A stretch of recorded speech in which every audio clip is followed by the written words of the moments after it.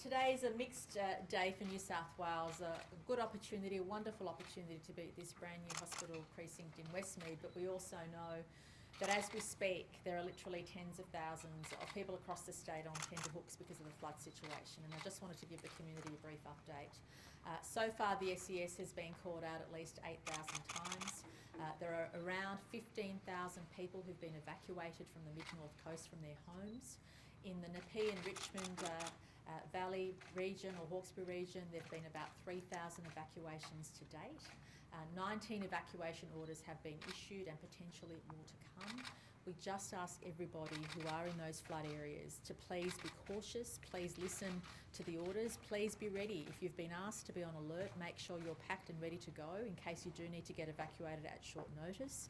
We are asking people to please, firstly, get in touch with family and friends if you can stay with them, and if you can't, we'll obviously provide you emergency accommodation in one of those evacuation centres that we have up and running. But as you appreciate, we need to be COVID safe, in addition to making sure that we provide people with the basic amenities they need to get through. 34 areas, or 30 up to 38 areas have already been regarded as natural disaster areas, which means people in those communities and local government in those communities can get assistance. That means up to $1,000 each for adults and $400 for children. And we thank the Commonwealth Government for working with the state government and making that available. The situation is evolving. The heavy rainfalls are going to continue, and we are now seeing alerts issued for weather warnings for the Illawarra and South Coast. So whilst we're very concerned with parts of the mid-north coast, especially around the Kempsey area, obviously the Nepean Hawkesbury area around the Windsor communities as well, there are also now alerts being issued for Illawarra South Coast. I want to stress to the community that the New South Wales Government is taking a very holistic approach.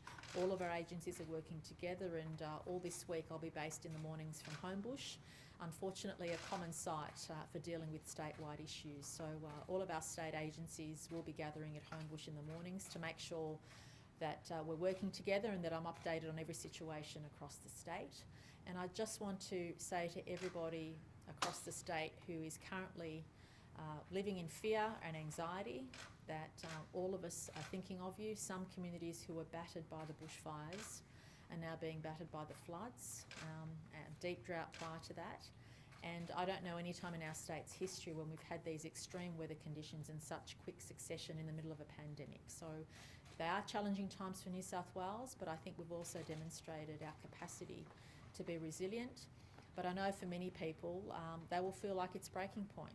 When you've been through 3 or 4 incidents which are life-changing on top of each other, it can make you feel like you're at breaking point. But please know we're thinking of you, and we're getting support as much as we can. In terms of the weather conditions, because they're ongoing and very challenging, we ask people to be cautious and safe.